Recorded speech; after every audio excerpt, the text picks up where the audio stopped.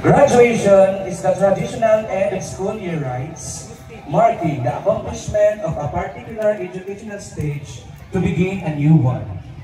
Today is the day of rejoicing, for it marks another step that must undertake to open up another important stage of your lives.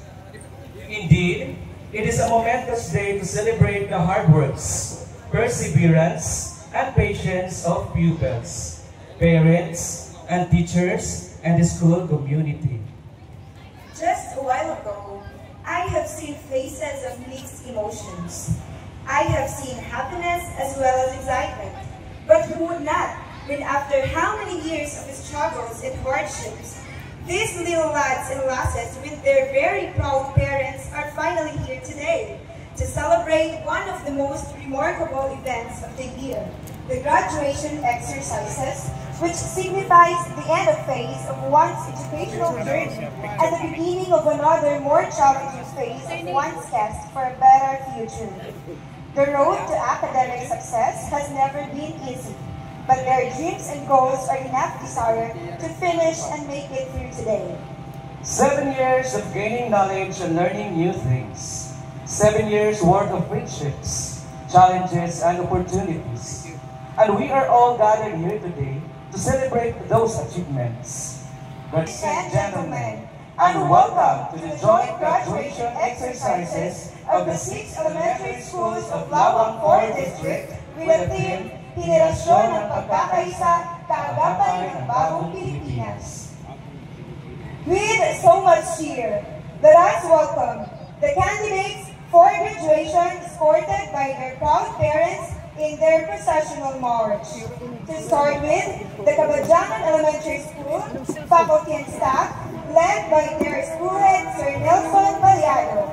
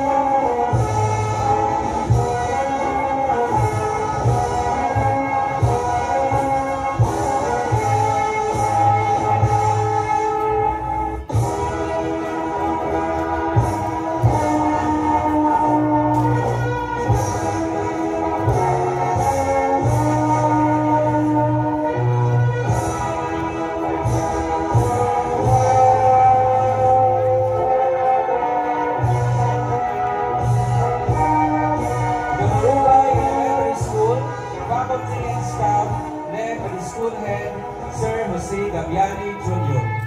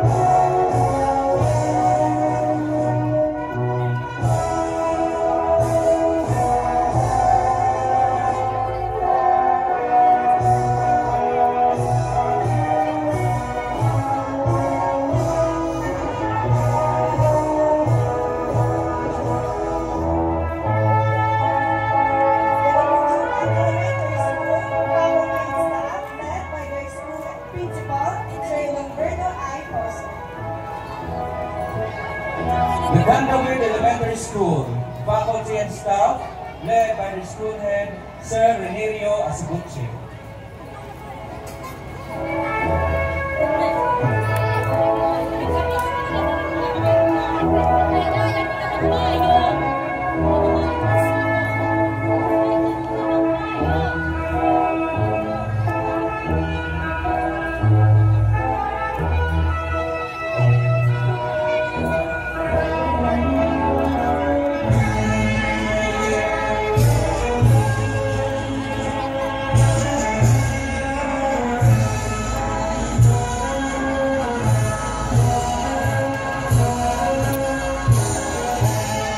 Yan akan pagpayong kahuman pag-graduate niyo.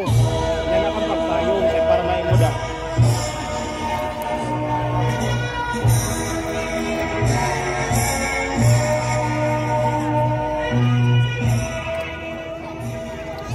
Yan akan pagpayong kahuman niyo pag-confirm kay para maimuda.